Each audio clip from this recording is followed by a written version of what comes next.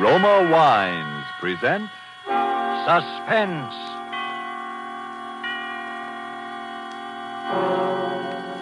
Roma Wines, made in California for enjoyment throughout the world. Salud. Your health, senor. Roma Wines toast the world. The wine for your table is Roma Wine, made in California for enjoyment throughout the world. This is the Man in Black, here to introduce this weekly half hour of Suspense. Tonight from Hollywood, we bring you Mr. Orson Welles. Mr. Welles will appear as star of the suspense drama called The Dark Tower, from the play by George S. Kaufman and the late Alexander Woollcott. But before we raise the curtain on this evening's tale of suspense, here is a message from your host, the Roma Wine Company of Fresno, California. Let us picture a scene in the fashionable restaurant El Patio in Havana, Cuba. From the next table, we hear a Cuban judge of fine wines describe in glowing terms the wonderful climate and soil of our own California.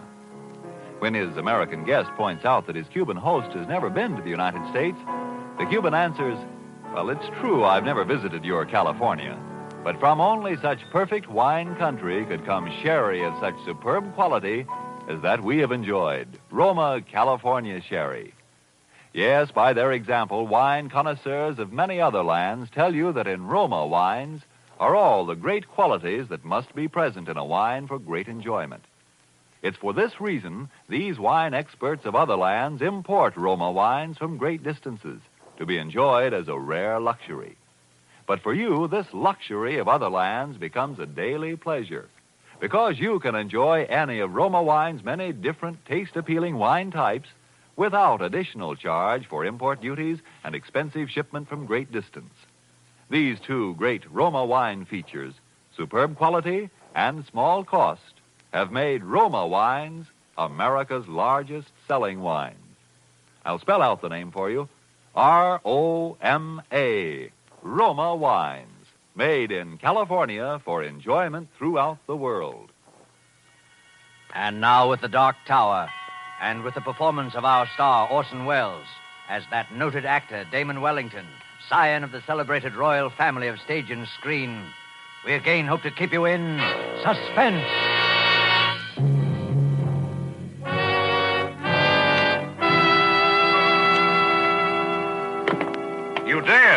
You dare call me a ham. Varlet, I will prove to the world there are no brains within that thick Teutonic skull. I'll cleave it open like an overripe melon. Who thus profanes the rehearsal of maligns? Enter, if thou art man of woman born. I fear thee not. Hello, Damon. Ben Weston, you old son of a gun. I heard you were back from the coast. What news in the Rialto from that cesspool of the arts known as Hollywood? Have they turned my picture to the wall at the Brown Derby yet? No, it's still there. I despise myself for wanting to know, of course. It's marvelous to have you back, Ben, old boy. Seen Jessica yet? Yes, I've seen her. Isn't she looking fine? Feeling better than she has for years, I think. You got a great thing in this play, Ben. Changed quite a bit from the original, of course. Sort of a satire on the family. Perhaps it might be more dignified to say that the family is a satire on the play. Yes, I heard about it. For instance, those lines you heard me declaiming as you entered actually happened to me once. You know, that German, what's-his-name, who directed Macbeth, he called me a ham. And I chased him out of the theater, and for 4 city blocks, in full costume, with a 2-edged sword. Damon. There's a little thing I like in the second act, too. Jessica asked me why I don't stop drinking, and I say, what? Would you have me subsist entirely on food and reach the gargantuan proportions of an Orson Welles? That ought to needle a boy wonder. Hey, Ben? Damon, can't you stop clowning for a minute? Of course I can. Oh, what a rogue and peasant slave. Damon, please. Please be serious. What's the matter, old man? You know as well as I do what's the matter. No, frankly, I can't say that I do. To me, the world looks rather well. Does it? And Jessica feeling better than she has for years. Is she? Well, isn't she? Of course not. How could she be? And why shouldn't she be? Damon, don't you realize there's been a murder? Oh, to be sure. So there has, and a good thing, too, if you ask me. What of it? What of it? Can't you see the thing is hanging over this house like a curse? I hadn't noticed anything hanging over this house. profane or otherwise. And what about Jessica? Oh, I suppose it's bound to upset her a little, but she's really in fine shape, Ben. She's going to be marvelous in this play. There's more at stake in this than a play, Damon. The thing has never been solved. Perhaps it never will be. Perhaps that's just as well. But Jessica can't remember, don't you understand, Damon? She can't remember. Well, then, Jessica can't remember. Listen to me, Damon. I wouldn't mind it if it was just that other people thought she might have done it. But they would do that anyway. But she does. Oh, come on, Ben. I don't believe it. I've talked to her, Damon. I know. Oh, Damon, see. I love Jessica more than anything else in the world. You know that. Yes, Ben, I do. But this way, I couldn't. You couldn't marry a murderess, huh? I just think it'd be rather exciting. Now that you mention it, I rather wish I had. Instead of some of those I did marry. Damon. I'm sorry. Pretty serious to you, isn't it, old man? Did you think it wouldn't be? Well, to tell you the truth, Ben, I hadn't thought about it at all. That's the trouble with being an actor. As long as your part's good, you don't give a hang about the rest of the play. You told Jessica? Yes, we had a long talk. How did she take it? You know Jessica. She carried it off, of course. Ben, you know, in spite of all our histrionic bickering, I'm rather nuts about Jessica myself. I know you are, Damon. I have no very fundamental objections to you, either. I would describe you, my dear Benjamin, as adequate. Thanks. So I think perhaps you and I'd better have a nice, long, heart-to-heart talk. What good will talking do? I think if you'll do the listening and let me do the talking, you'll see. Lend me your ears. I will a tale unfold.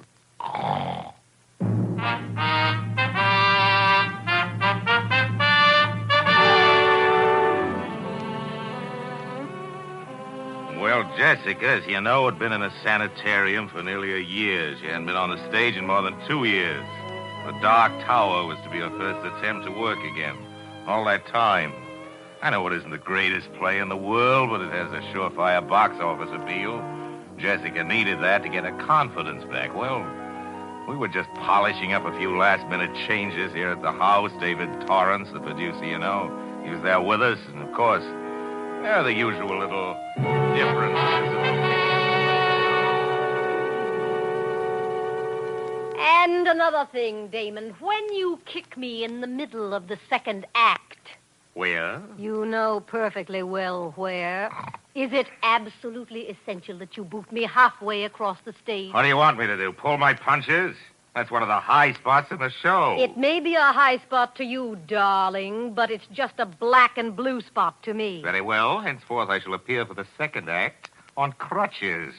You know, Uncle David, that's not a bad idea. Oh, now, Damon, let's be serious. There's a lot of work to I'm do. quite serious. I could throw him at her. You might try throwing me a cue once in a while. It's the use of having a play if you just make up the lines as you go along. The critics thought my ad-libbing very witty, remember, dear? Oh, Damon, you're such an insufferable ham. A ham? A ham? Me? A ham? Now, children, please. I fail to see why I should permit that little minx to insult me with impunity, David. How dare you speak to me that way? You started it. I did not. You started. You called me a ham. You are ham, ham, ham. Minx, minx, minx! Stop that brawling. But soft, what light through yonder window breaks?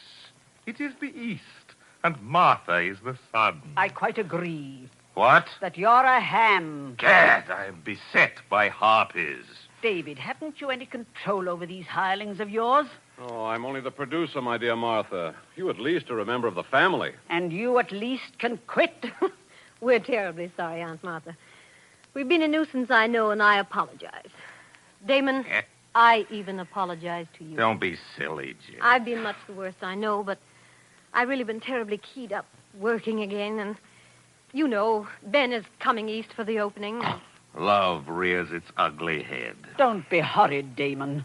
It's all right. I couldn't even be angry if he was. Anyway, I'll have a husband to protect me by this time next week. I can lick him with one hand tied behind me. Damon, seriously, I know I owe you an awful lot. Me? I hadn't actually realized how far I'd gone. These last 6 months have been like coming alive again. The play and Ben. Thanks, Damon. Good Lord. Now I think I'll dress for dinner. Let's all go out to I'll get it. Aunt Martha, where would you like to go? To a rest home. Hello? Who? No. No, he's not here. He's not here, I tell you. He's dead. Oh, darling, what is it? It was for Stanley. For Stanley. Yes. Never mind, darling, it's all right. Just some fool who didn't know. Of course. Damon, you take David and Martha out to dinner, will you? I think I'll lie down for a little while. Oh, come on, Jess. You mustn't let a little thing like that upset you. I know, but I'm awfully tired. Please. Jessica. You'd better leave her alone for a while, Martha. Oh, I suppose so. It was for Stanley Vance, the husband, huh? Yes. He's dead, you say? You might as well tell him about it, Martha. I was always for telling about it. Well, you don't have to. I'd rather. He was the cause of her breakdown, of course. Should have been an actor. That's why Jessica married him. She married him because he forced her to marry him. He controlled that girl's mind like some sort of fiendish My hypnotist. dear Martha, I've always said that if Jessica was fool enough to marry a psychoanalyst... Damon, stop playing the heartless brother. You saw what Stanley did to her. I was in Hollywood. Perhaps that's why Damon went to Hollywood, huh? Well, what could one do? She was legally married to the man. She'd listen to no one but him. Here's what happened, David. She went to this fellow to be psychoanalyzed, and in the process, something happened. I don't know what it was, but Vance acquired a power over Jessica's mind that was utterly inhuman. He married her quite frankly to have her support him. Then he found he'd overplayed his hand and sent her into a complete mental collapse. When he found he couldn't snap her out of it, and she was no longer a source of revenue to him, he simply decamped. You say Vance is now dead? We heard the happy news about 6 months ago. Some public benefactor had shot him. I've always meant to look that fella up. From that very day, she began to get better. From the moment she heard the news, it was as though a spell had been lifted. And now she's practically all well. You know, it's odd at that, someone phoning for him after all these months. Probably the sheriff just catching up. Oh, I wonder who that could be. Damon, you don't suppose... I'll go. It may be a peasant with a petition. Good evening. My dear Martha, you are positively psychic. The Honorable Stanley Vance. Thank you. I trust the shock will not be too great. One knoweth not the place nor the hour when the bridegroom cometh, does one? My luggage will be here shortly. Listen to me, Stanley Vance. Good evening, Martha. I regret to arrive so unceremoniously. I have been ill. So we have been told. We have been assured, however, that your illness was fatal. Damon, I thought Stanley. Jessica, my poor, poor darling. Stanley. Oh, but you're ill, my dear, aren't you? You're ill. You should be resting. You're tired and exhausted, aren't you? Terribly, terribly tired. Yes, I am tired. Oh, great. Terribly tired. I'll take you up to your room, darling. I take it we still have the same room, Martha. Listen to me, Stanley Vance. The poor girl, you can see how weak she is. If you think you're going to stay under this roof for a single minute, get out! Very well. Get out! Very well, if you insist on being inhospitable, Martha. You'll pack your things, Jessica. We'll go to an hotel. Yes. Yes, Stanley. Jessica. But I'm so tired. Will you help me, Stanley? Of course I will, my dear. Come along. Stanley. Yes, Martha? All right, Stanley. You win. You're asking us to avail ourselves of your hospitality, Martha. Yes, you can stay. That's very sweet of you, Martha. Isn't it, darling? Yes. Yes, Stanley. But somehow, someday, there'll be a time of reckoning for you, Stanley Vance. And until it comes, keep out of my sight. The pleasure will be all mine. Come, darling. We'll go to our room now. Yes, Stanley. Damon. Yes, my aged auntie. Damon, what are we going to do? I don't know what you're going to do, Ducky. But I'm going down to the Lambs Club and have a quadruple scotch and soda.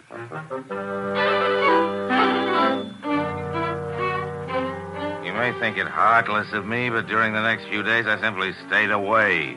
I think you'll understand my reasons later. As for Jessica, she was, of course, completely in his power again, and about a week later there appeared upon the scene a gentleman who was destined to play a very substantial role in our little drama. I think you've already met him, at least on one occasion. I'll get it, Jessica, darling. Hello? No, Mr. Damon Wellington isn't here. Can I take a message, please? Mr. Max Hartsfeld.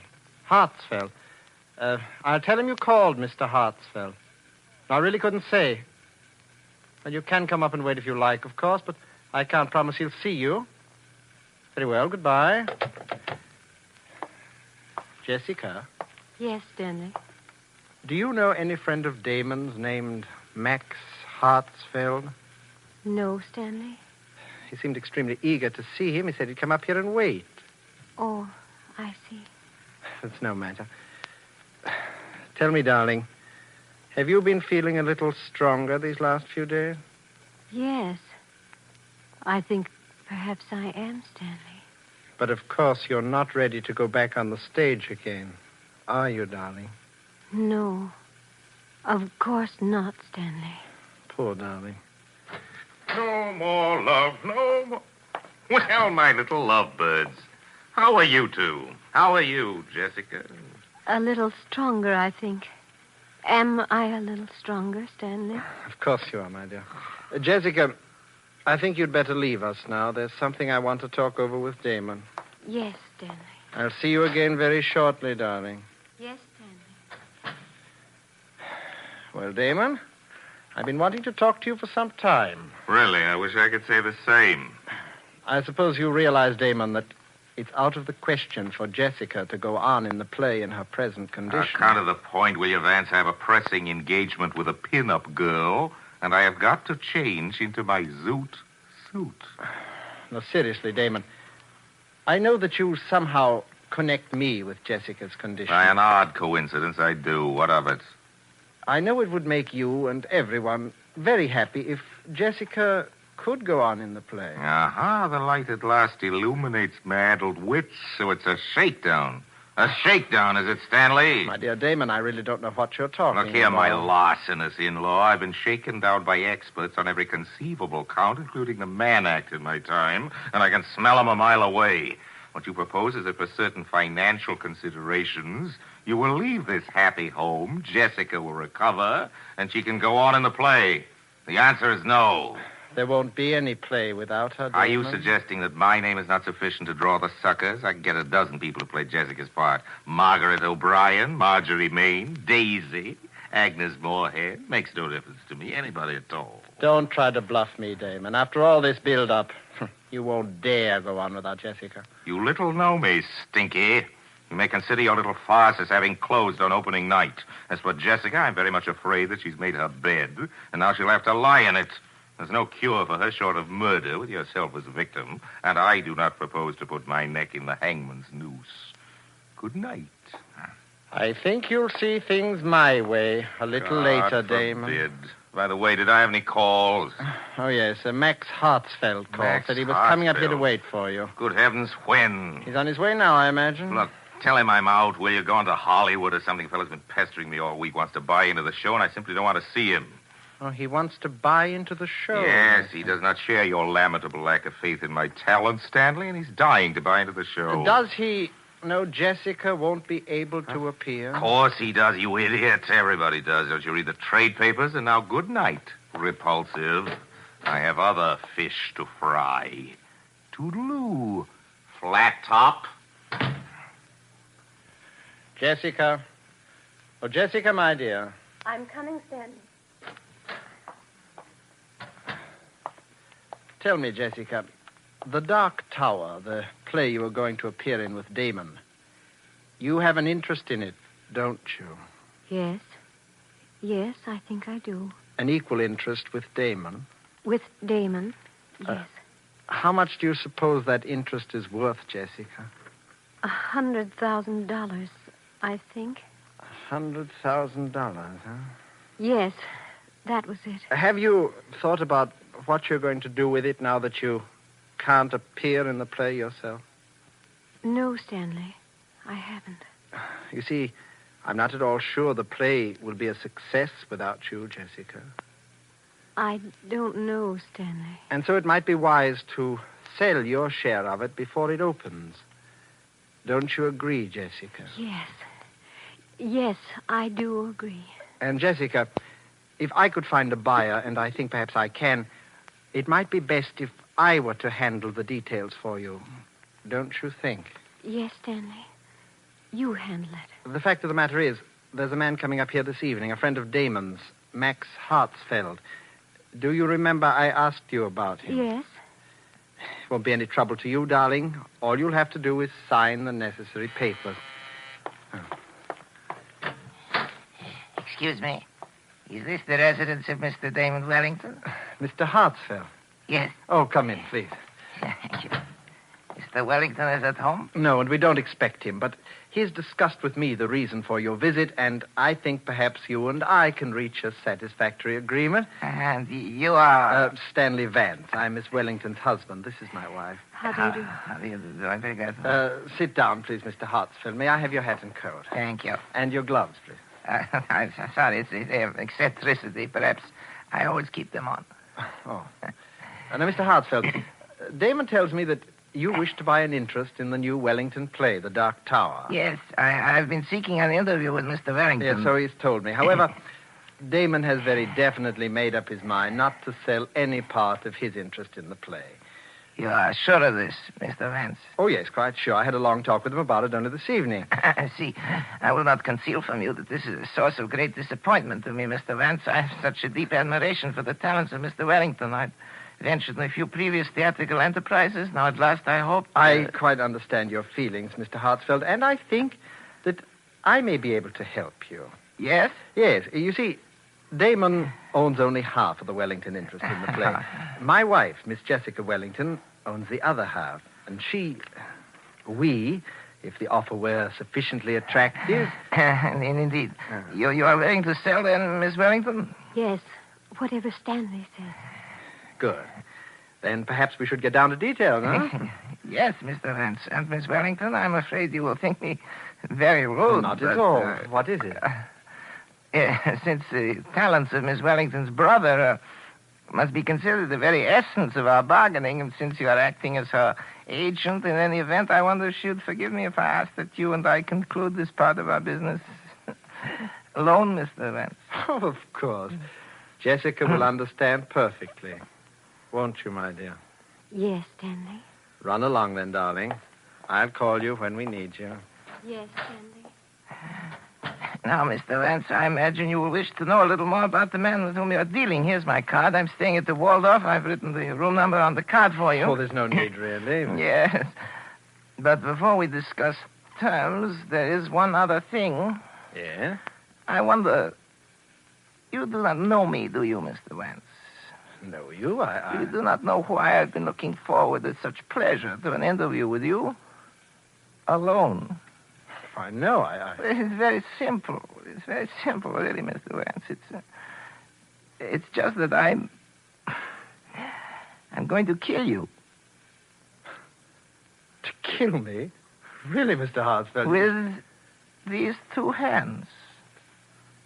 And before you die, I want you to know the reason. Jessica. No.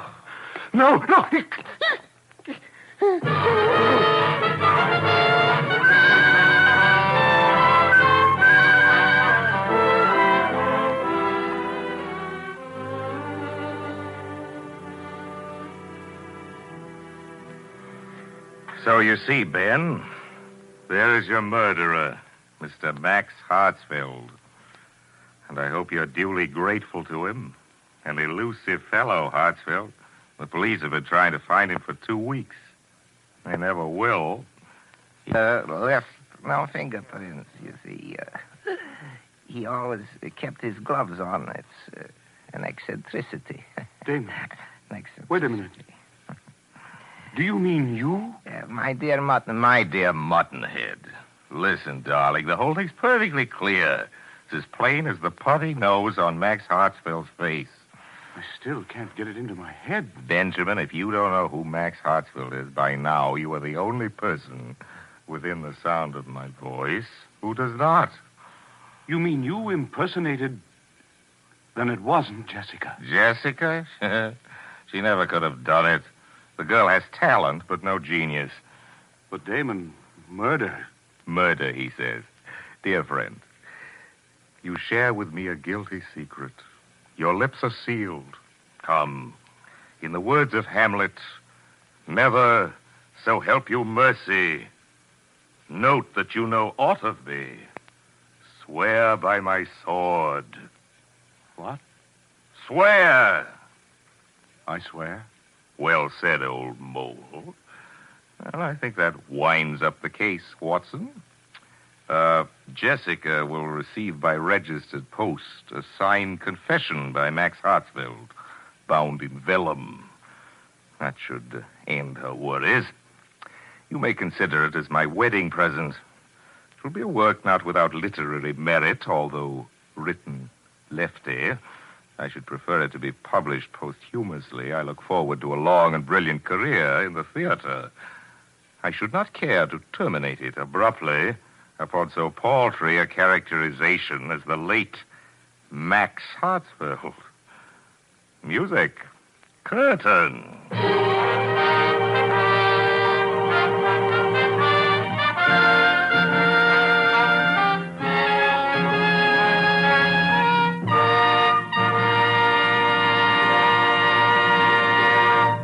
And so closes The Dark Tower by Alexander Woollcott and George S. Kaufman, and starring Orson Welles, tonight's tale of Suspense.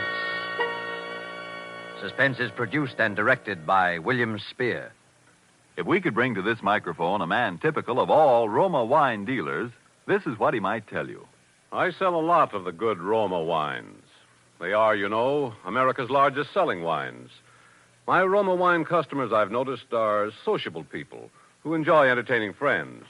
Talking with me, they give a lot of credit for the success of their entertaining to the enjoyable Roma wines they serve.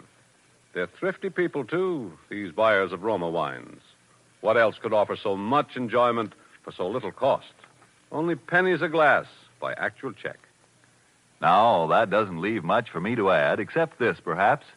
If you are not already one of the millions enjoying Roma wines regularly, make your own taste test of any of Roma wine's many different taste-delighting California wine types, such as the delicious tangy Roma Sherry, or the hearty Roma Burgundy, or the sweeter, heavier Roma Port, and discover for yourself why Roma wines are winning international praise, voiced in this phrase: Roma wines are truly magnificent. Let me repeat the name: R-O-M-A, Roma wines, made in California for enjoyment throughout the world. This is Orson Welles, ladies and gentlemen. Next week's Suspense will, as is its policy from time to time, do the unexpected in the way of casting. Because you're going to hear the country's leading comic juvenile, Mr. Eddie Bracken, as a dramatic actor. I look forward to hearing that, and I know you do, too. Insure your baby's future by insuring your country's future. Buy war bonds for your baby today. Don't forget, then, next Thursday, same time, you will hear Eddie Bracken in Suspense. Presented by Roma Wines. R-O-M-A, made in California for enjoyment throughout the world. This is CBS, the Columbia Broadcasting System.